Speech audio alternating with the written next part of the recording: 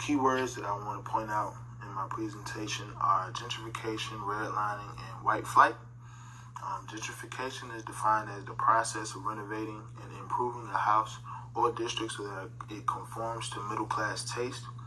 Redlining is refusing someone because they live in an area deemed to be poor or at financial risk. And white flight is defined as the phenomenon of white people moving out of urban areas, particularly those with significant minority populations and into urban areas.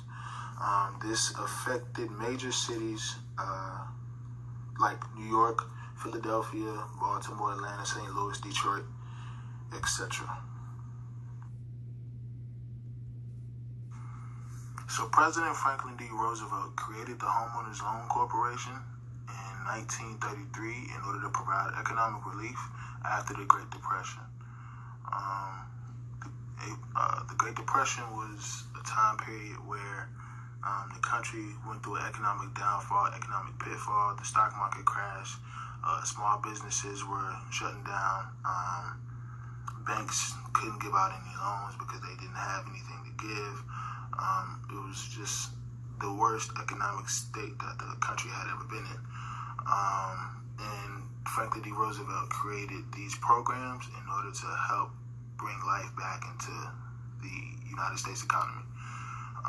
That all happened between the years of 1933 and 1939.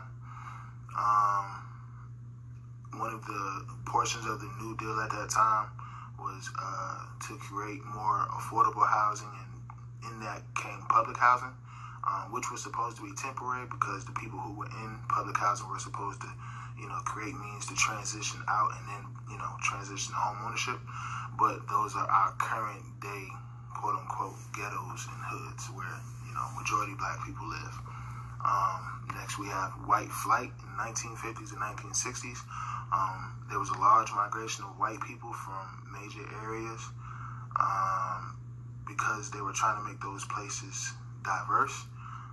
So white people made a transition to suburban areas out of the major cities so they can get away from black people.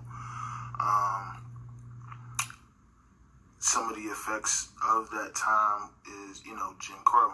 Jim Crow happened, there was segregation, and there's, major wealth gap, academic gap, and, health gaps. In contrast to that, that's what also started a bunch of gangs, riots, and, different things like voter suppression. And this, tends to dilapidate and lessen the value of the property that was once owned by these people. In retaliation to that, President Lyndon B. Johnson created the Fair Housing Act in 1968, but it wasn't so fair because, again, there were different stipulations underlined, and banks refused to give certain black people loans and things like that.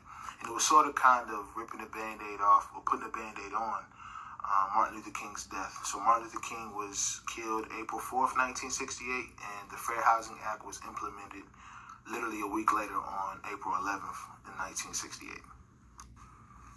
Before Martin Luther King was assassinated, he started to make some form of transition in his message. He talked less about, civil rights and things of that nature, and made a transition to more economic empowerment, and he announced his Poor People's Campaign. One of the ideas, of course, that he, latched onto with Malcolm X was, being economically empowered by our people and having African Americans sustain their own living, supply their own, businesses and things like that, so we could be self-sufficient. I believe that was one of the reasons why they assassinated MLK. But fast forward to out of the 1960s, we get Nixon's war on drugs in the 70s. Bill Clinton administers the Three Strikes Act, or the Three Strikes Law, in the 1990s. And fast forward after that, we have President George W. Bush's No Child Left Behind, which was supposed to be for, helping children progress academically, but it just skipped them up a grade when they didn't retain the knowledge. All of these impactful scenarios or incidents lead back to what we now have today as as current gentrification. And that's where well-to-do, wealthy, white, privileged people undermine African Americans. They mark down their property, buy it low, sell it high, make a profit.